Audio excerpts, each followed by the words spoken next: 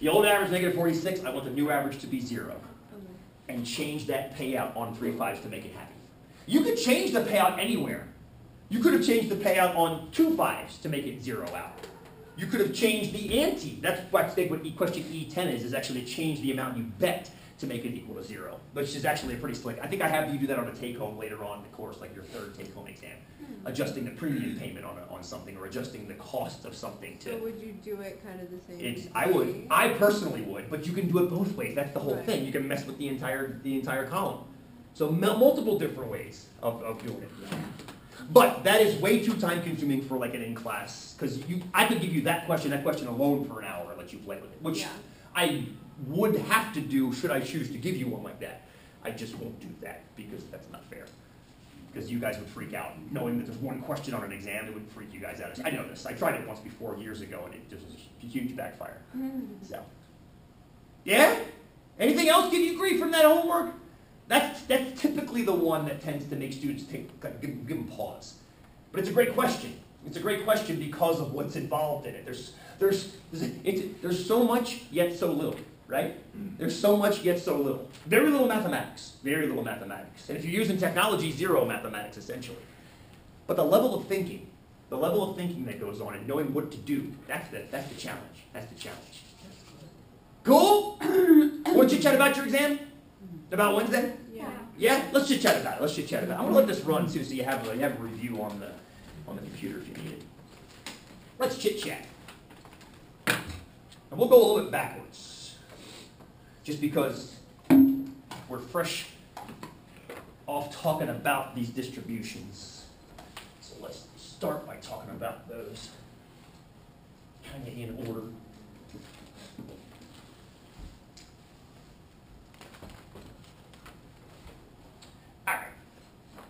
So, you've got relative position. Oops, I shouldn't have written there after I got done. Went the board. There we go. Relative position. You've got outliers. And you've got probability distributions.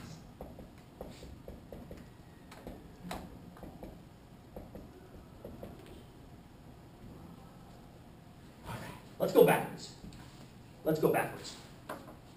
Keep it real simple. Probability distribution on the in-class part. Real simple. This is going to be the Excel component on your take-home part. There's going to be an Excel chunk to this. You'll download an Excel spreadsheet. It's got a bunch of stuff in there. But for in-class, essentially, all I need you to be able to do is to be able to find the average and standard deviation of one that I give you. And remember that the sum of the probabilities is always 1 in a distribution. That's it. That's it. Use technology to do it. Use your 1-bar stats to calculate this bad boy right here. Wait, what do you mean sum is always 1? The sum of probabilities is always 1. The sum of that column is always 1. Know that. Okay. Know that. Okay. In other words, Haley, we used it in class on Wednesday when we were trying to figure out what the chance of rolling all 5s was. The chance of rolling 0 5s was 58%. The chance of rolling 1 5 was 37.3%. The chance of rolling 2 5s was 7.3%. What's the chance of rolling all 5s have to be? Whatever's left to get to 100. Yeah. So once you know all but one of the probabilities, you can figure the last one out because they have to sum to 100%. That's all I'm saying. It's we've been using it quite a bit. You just don't realize we've been using it because see, that's great news. That means it's already back here, which you don't have to worry about thinking about it anymore. When you said 100%, that makes that when I was confused. Oh, gotcha. So. Or 100%. There we go. Perfect. Now you got it. That's it. That's it for the in-class part. I don't want to make the in-class part seem unbearable. Just basically, can you run that thing, get the values out? The interpretations come from the out-of-class part and the remainder of class. Cool? All right, awesome. Was that a no? I'm sorry. No, I said cool. Oh, cool, good. That sounded like a no. I'm like, oh, God. No. Okay, so outliers, fairly straightforward. Again, fairly straightforward. On the out-of-class part, I'm going to give you a data set and ask you to identify the outliers. Ask you to identify the outliers based on whatever method you want to use, your choice. You have to justify your choice, and it's out of class part. Here, focus only on the margin of error questions from your homework. There's one in there about type 2 diabetes, cardiovascular disease, TV watching, something along those lines. Focus on that. That's what the question on the outliers on your in-class is going to be based on. I went and found another study very similar. Well, I shouldn't say it's very similar. It's not similar at all. But the conclusions are very similar. The idea of applying a margin of error to a statistic and seeing how one thing is an outlier based on another thing. So make sure that question essentially makes sense from the outliers for Wednesday. You're golden. And it's important. Again, those of you not taking 244, that's probably the biggest idea from this course is hidden in this section that I had to create because it's not in your textbook. So, cool? That's that. Relative position, make sure, look at, in the homework, I focused on these two problems. In your homework, there was one about, I forget, let me go look at it. So we have to look at the homework for the out of class? No, usually in class I'm talking about right now, Haley. For the out of class, you might want to look at the homework. Oh. You might not have to, you might have to, but you've got all the time in the world for that essentially. Right. I'm trying to think for the in-class, just giving you guys prep for the in-class ones. This one right here, this E1 through E3, these are great ones to look at. I found some really fun data that are related to this one here. So this is the relative position homework, E1 through E3. It's about the credit card. It's also about the smokers that gain weight quitting smoking. So I'm going to put that in here. 1 to 3, 2, yeah, it looks like E1 through E3. Yeah, I think we I remember in class, I'm almost positive we did. Actually, I know we did. I remember drawing curves on the board with this. So I found some more similar data that's related to how those are set up. So make sure you got those. And also down lower, and I forget where this is, there's a comparative box plots one. Yeah, this guy, actually, you know what?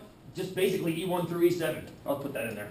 7? Yeah, E1 through E7. I inadvertently did that. Basically, I'm going to have a graphic on the board that's got a bunch of box plots. You're going to kind of go in there and analyze the box plots. Just like you do right there in E4 through E7. That's it. That's it. Make sure all the lingo makes sense. Make sure you know what the capital P with the subscript number means with percentile. Make sure you know what quartiles are, Q with the subscript number. Make sure you know how to find them based off these graphs. That's pretty much it. That's pretty much it. Yeah. So you prepare for those, you're golden on Wednesday. You're golden on Wednesday. You guys think any other questions? No crazy interpretations. Trev, go. I'm looking at the chart where we have like the percentages, like 0.58, 0.343. Yeah, the distribution. Yeah. How do we get that? I'm kind of good. I love that question. Trev's asked the question when we did. I've erased it now. When we did the problem with the Chuckaluk distribution with the 0.58 to 0.343, we used Excel to simulate the experiment. Today, starting today, my friend, we're going to start building those probabilities. Yeah, Trev's got the question. How do we actually get those numbers? Starting today, analyzing my chicken flock, we start talking about the probabilities. We're going to bring it later into it too, probably. You have how many birds you have? About 200. 200 birds. We're going to start talking about that. We're going to see if my flock on a very small scale behave like a larger flock. But yeah, that's a great question. Don't worry about it for Wednesday. Worry about it for the next 4 weeks as we're together.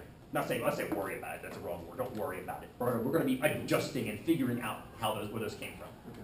Cool? Great question, Drew. Great question. Yeah? All right, let's take 5. Let's take 5. Let's start talking about chickens.